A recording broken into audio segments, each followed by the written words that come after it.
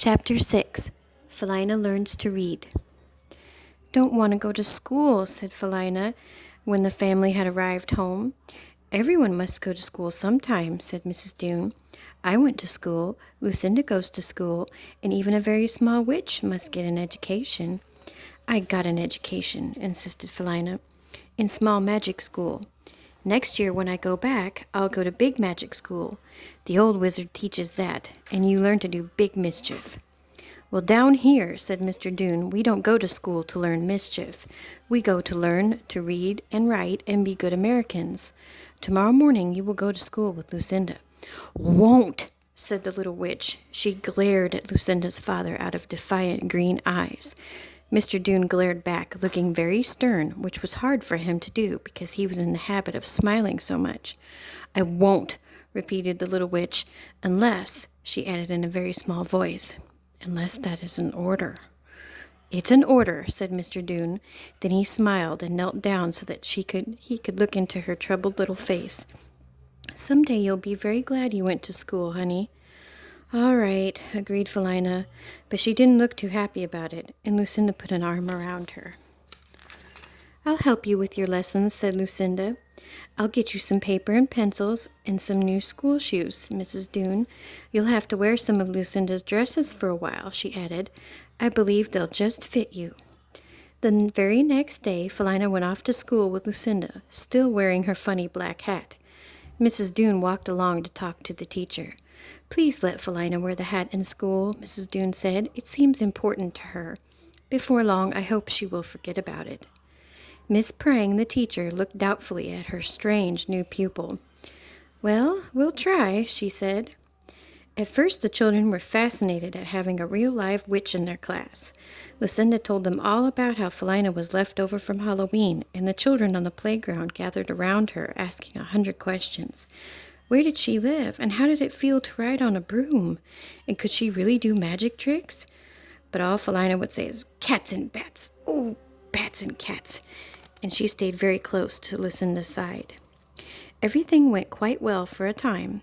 Felina had a seat behind Lucinda and listened very quietly to her lessons. She enjoyed the Crayola drawing and made an excellent picture, but all she wanted to draw was a jack-o'-lantern, a bat, and a cat.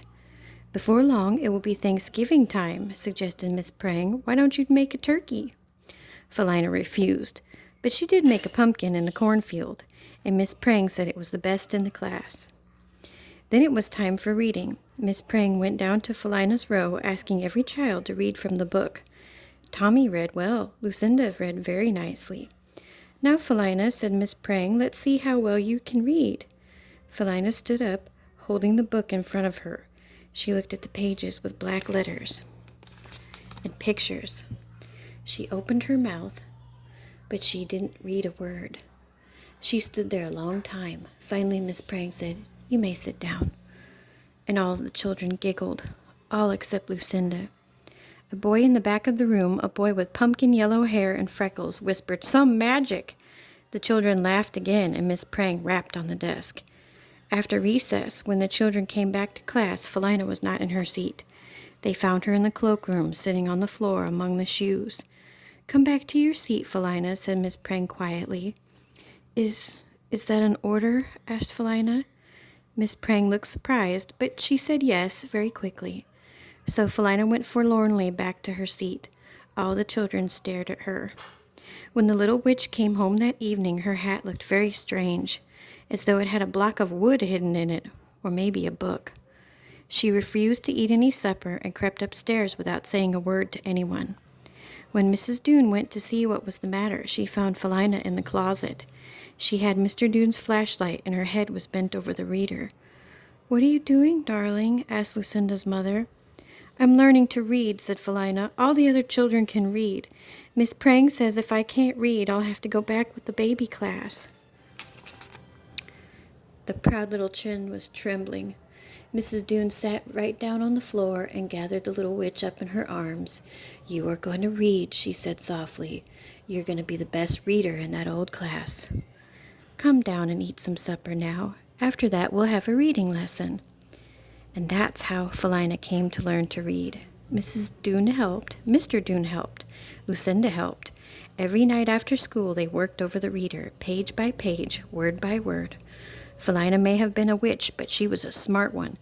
In just a few days she was sounding out words and reading sentences. One day when Lucinda and Felina came running home from school, they found a stranger on the front porch. That is, he was a stranger to Felina, but not to Lucinda. Lucinda opened the gate and gave a cry of delight. "Grandfather, grandfather," she shouted, and she rushed up the walk and jumped right up into his arms. Now, Grandfather Doone was a beautiful man. He looked a lot like his son George, only he was older. He was tall, and his hair was silver gray, and he had laughed so much all of his life that the laugh was part of his skin. Felina stood at the gate all by herself and watched the wonderful scene.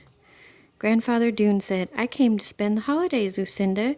I flew in a great jet plane from New Haven. I flew over the rivers and over the mountains, and all at once he looked past Lucinda's golden head and saw Felina in her funny little hat. "What ho!" he said, setting Lucinda down. "Who have we here?" "That's Felina, Grandfather. That's our little witch. She's our very own witch, and she lives at our house." "Oh, could you be her grandfather too?" asked Lucinda. "Why, of course," declared Grandfather Doone, and suddenly he did a surprising thing. He reached down and picked Felina up in his arms, books, witch hat, and all. "Saints be praised," he cried, "a real live witch. I've never been introduced to one before." And he hugged her warmly and kissed her sharp little nose. Then he held his head back, looking at her, laughing till his blue eyes sparkled. Felina started to laugh too. Not a little witch's cackle either, but a real laugh that sounded like the lovely trill of a bird. Mrs. Doone heard it and came running to the porch in her apron. Mr. Doone heard it as he drove down the lane and stepped on the gas. "Grandfather, Grandfather Doone," cried Felina, "I can read." She told him the news she had been bursting to share. "Today in class I read a whole page and nobody laughed." "Well, wonder of wonders," said Grandfather, as though he had heard a miracle. He put the little witch down on the porch. "I can't wait for a demonstration." So right then and there, Felina showed them. They all sat down on the steps, Mrs. Doone, Mr. Doone, and Lucinda. Grandfather sat next to Felina and helped hold the book. Felina read a whole page about Dick and Jane and Spot. They all agreed that it was wonderful. Even Ichabod came and listened politely. Chapter 7. Grandfather gives Felina a gift. After that, Felina did very well in school. The other children accepted her as one of them, in spite of her strange little hat. She was so busy learning to read and to make her letters, she had very little time to practice her small magic. One day, Susie Parker, one of the pupils, brought a box of tiny pink envelopes to school. She gave one to Lucinda, and one to Felina, and one to every other child in the class. They were invitations to a birthday party. Felina had never been to a party, of course, but Lucinda was very excited. "I'll wear my pink dress with ruffles, and you may wear my yellow dress with ruffles," she said to Felina. They looked very pretty, walking down the block all dressed up. Lucinda carried a present for Susie in her hand. Felina carried her present in her black witch's hat. The party was great fun at first. Felina played all the games. She ate candy and popcorn. She even laughed now and then. Then Mrs. Parker brought in the birthday cake. It had white icing, decorated with pink roses. The candles flickered and danced, and the children sang, "Happy birthday to you, happy birthday to you, happy birthday, dear Susie." Everyone sang except Felina, of course. She did not know the words. Then the children began to chatter excitedly about birthdays. "Mine is in May," shouted Lucinda, "and I'm going to have mayflowers on my cake." "Mine is in July," cried Tommy Jones. "I'm going to have flags." They all shouted and laughed and shouted, except Felina. Then Mrs. Parker set the wonderful cake in front of Susie. Susie took a deep breath and puffed out her cheeks. Then something very mysterious happened. Before the little girl could say poof and blow out the candles, they all went out by themselves, one by one. Tiny curls of smoke rose from the wicks. Susie was so startled she began to cry. Then all the colored balloons began to pop, one by one, bang, bang, bang. Then the most dreadful thing of all happened. The beautiful new birthday doll, which was perched on the table near Felina, came tumbling down. She fell plunk right into a big plate of ice cream. And alas, it was chocolate. There was great commotion, with everyone squealing at once, and when Lucinda looked around for the little witch, she wasn't to be found anywhere. "It was the little witch who did it," said one of the children. "She cast a bad spell on Susie's party." It wasn't," cried Lucinda. "Felina's not a bad witch any more." Then she opened the door and ran as fast as she could down Mockingbird Lane. Felina was hiding in the closet when Lucinda reached home. She wouldn't open the door until Grandfather Doone came upstairs and asked her to very politely. He led her down the stairs, and just as they reached the lower floor, the phone rang. It was Mrs. Parker. She told Mrs. Doone all about what happened at Susie's party. "The children believe that your little witch was up to some of her tricks," said Mrs. Parker. "My Susie is crying right now because her new doll has chocolate ice cream in her hair." "I'm very sorry," said Mrs. Doone. "I'll try to get to the bottom of it right away." She turned to Felina, who was standing in the middle of the floor. "Felina," she said gently, "did you perform some of your small magic at Susie's party?" "It was an awful old party," said the little witch. "I want you to tell me the truth," said Mrs. Doone. "Whatever you say, Felina, I'm going to believe you. Now I'll ask you once more. Did you play tricks at the party?" For an awful moment the little witch said nothing. Then she turned and ran upstairs. Lucinda started to follow her, but her mother held her back. "Let Felina think about this for a while," she said quietly. "I think she will come down when she is ready and tell us the truth." Mrs. Doone was mending socks when Felina crept slowly down the stairs a half hour later. Grandfather Doone and Lucinda were watching television. The little witch stood in front of Mrs. Doone, her head bowed. "I did it," she said. "I spoiled the party." "But why?" asked Mrs. Doone gently. She put her arm around the little figure. For a moment Felina was silent. Then she burst out, "They all have birthdays. Everyone in the whole world has a birthday but me." "But you must have a birthday, dear," said Mrs. Doone. "Can't you remember when it is?" Felina shook her head. "Witches don't have birthdays, I guess," she replied. "Witches just are." Grandfather Doone switched off the television set and stood up. "This is a disgraceful situation," he declared. "Everybody deserves to have a birthday. I'll tell you what, Felina, you may have my birthday." "May I?" cried Felina. Her small face lighted up, then grew cloudy again. "But then you wouldn't have any." "Oh, my goodness," said Grandfather Doone. "I've had so many birthdays I've almost lost count. I've had dozens of cakes and blown out hundreds of candles. I don't need mine any more. I'll be glad for you to enjoy it. October 31st, that's when it is." "Why, that's the same date as Halloween," said Lucinda. "So it is, and very fitting, too," said Grandfather. "And just to make it legal," he added, "we'll put it in writing." With those words, he sat down at the desk and drew a piece of paper towards him. In bold black ink, he wrote these words: "For the sum of one hug and other valuable considerations, I, George P. Doone, Sr., do hereby sell and bequeath to little Miss Felina one birthday happily used for 61 years, but still in good condition. Said birthday is celebrated on October 31st of each year and is to be hers from this day forth and forevermore. Cake and candle blowing privileges included. Signed, George P. Doone, Sr." With a little bow, Grandfather Doone presented the document to Felina. "You now have a birthday all your own," he said. "Next year we will help you celebrate it. There'll be cake and ice cream and presents. Yes, sirree." Felina hugged him tightly. "Oh, Grandfather Doone, thank you, and thank you." Everyone stared at the little witch. It was the very first time anyone had ever heard her say thank you. They could tell her by her glowing face that she really meant it. "There's just one more thing, Felina," said Mrs. Doone regretfully. "When we do something that hurts another person, we must go and say we're sorry." "Witches never say sorry," Felina retorted instantly. "I'm afraid you'll have to go down and apologize to Mrs. Parker and Susie for spoiling the party," said Mrs. Doone. "Let me tell you something, Felina," put in Grandfather Doone. "Something I learned when I was just about your age. When you have a difficult duty to perform, there's only one way to lick it. You just stand up tall and do it, right away, without making a fuss about it. Then it's over in no time. If it'll make you feel better," he added, "I'll go along with you to Susie's house. just for the walk. After all, you own my birthday now, and I feel a wee bit responsible about the owner of that birthday having a good reputation." "I'll do it," said Felina, "if you go with me." And that's how it was. They went down the street side by side, and Grandfather Doone stood behind a bush while Felina went up and knocked at Mrs. Parker's door. She said, "I'm sorry," very politely to Mrs. Parker. She said, "I'm sorry," to Susie, who wasn't crying anymore. Susie had discovered that the birthday doll, being made of plastic, was washable. It was now as good as new, in spite of having tumbled into the chocolate ice cream.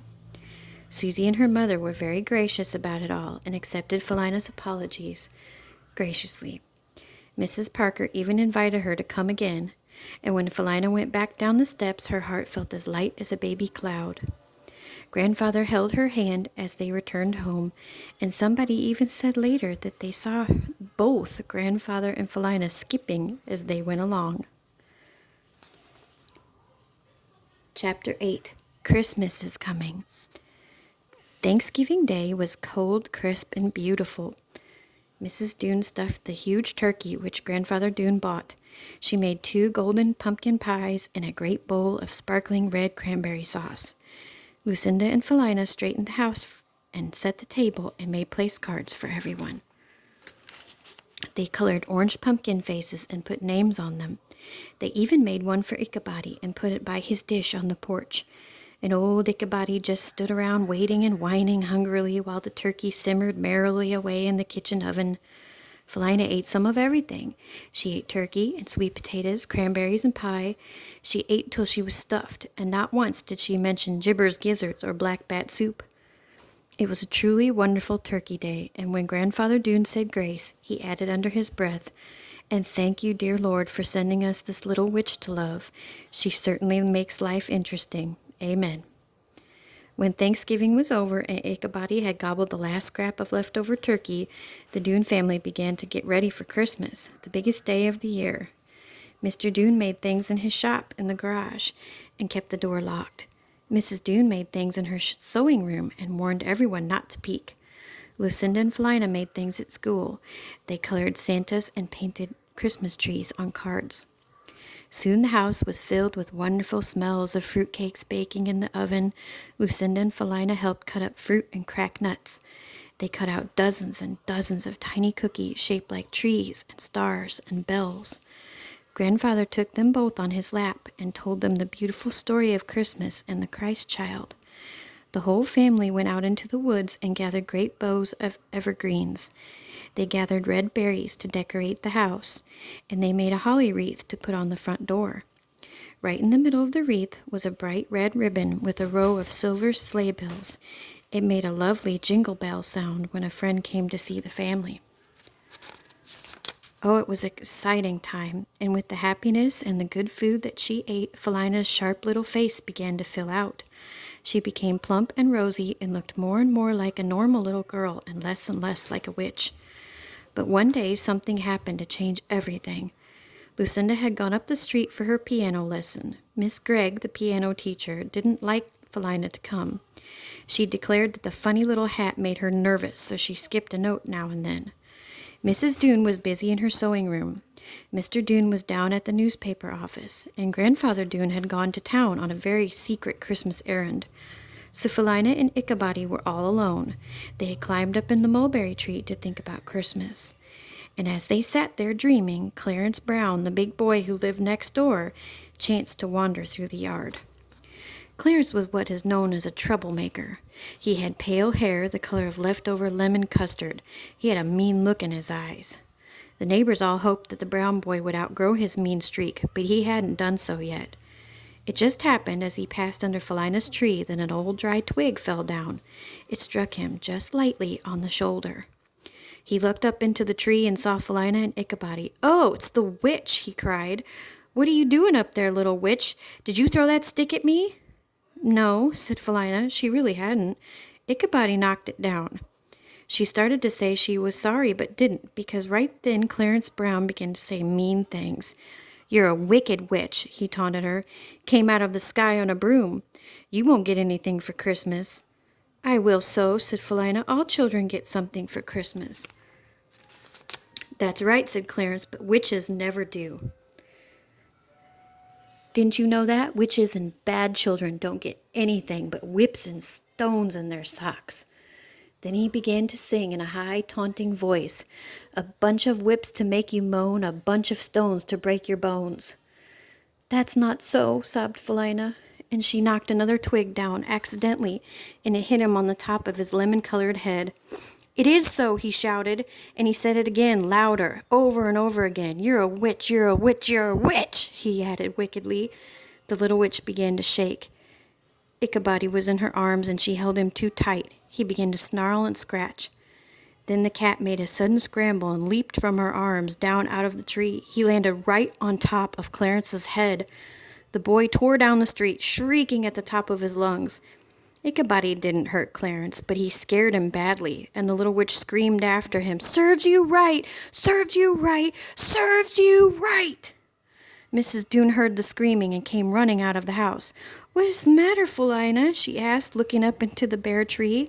"Come down and I'll give you cookies and milk." Felina wouldn't move. She just sat there glaring down. "Don't want any milk, don't want any cookies. I'm just a wicked witch, and I won't eat people food." Mrs. Doone was deeply troubled. She tried for a long time to coax Felina down out of the tree, but Felina wouldn't budge, and she wouldn't say what the trouble was. When Lucinda came home from her music lesson, she went out into the yard. "Please come down, Felina," she pleaded. "We'll play house. You can have Lucille tonight, if you like." But Felina just glared. She wouldn't even answer. She sat there looking exactly like a horrid little witch. Not until Mr. Doone came home from work could they do anything with her. He just said, "Get down out of that mulberry tree, Felina. That's an order. If I have to climb up and get you, you'll be sorry." So Felina came down, but she wouldn't eat any supper. She wouldn't sing Christmas carols around the piano, and she refused to help decorate the Christmas cookies. "She was getting to be such a sweet little girl," said Mrs. Doone sadly. "I can't understand it." "Something is worrying her," said Mr. Doone with a frown. But what it was nobody could even guess, and even Felina wouldn't say. Every day Felina sat in the closet after school. She would talk to no one but Ichabod, and she never took off her little cone-shaped hat. Her face got thinner and thinner, her nose got sharper and sharper, and she ate almost nothing at all. Even Grandfather Doone couldn't make her laugh. "I'm so worried about her," said Mrs. Doone at last. "I'm sure she's sick. I'm going to take her to see Dr. Periwinkle."